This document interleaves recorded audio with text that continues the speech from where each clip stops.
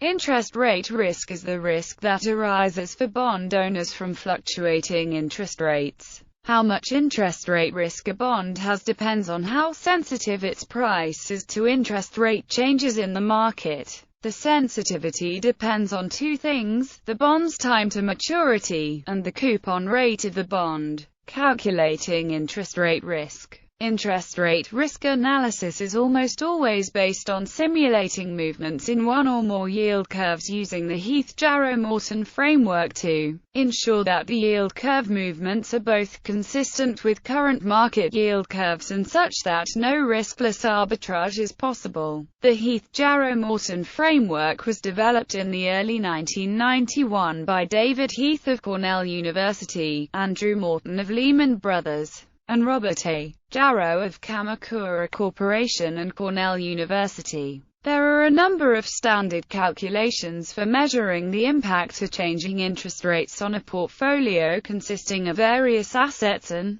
liabilities. The most common techniques include marking to market, calculating the net market value of the assets and liabilities, sometimes called the market value of portfolio equity. Stress testing this market value by shifting the yield curve in a specific way. Calculating the value at risk of the portfolio. Calculating the multi-period cash flow or financial accrual income and expense for n periods forward in a deterministic set of future yield curves. Doing step 4 with random yield curve movements and measuring the probability distribution of cash flows and financial accrual income over time. Measuring the mismatch of the interest sensitivity gap of assets and liabilities. By classifying each asset and liability by the timing of interest rate reset or maturity, whichever comes first. Analyzing duration, convexity, DV01 and key rate duration. Interest rate risk at banks. The assessment of interest rate risk is a very large topic at banks, thrifts, saving and loans, credit unions, and other finance companies, and among their regulators.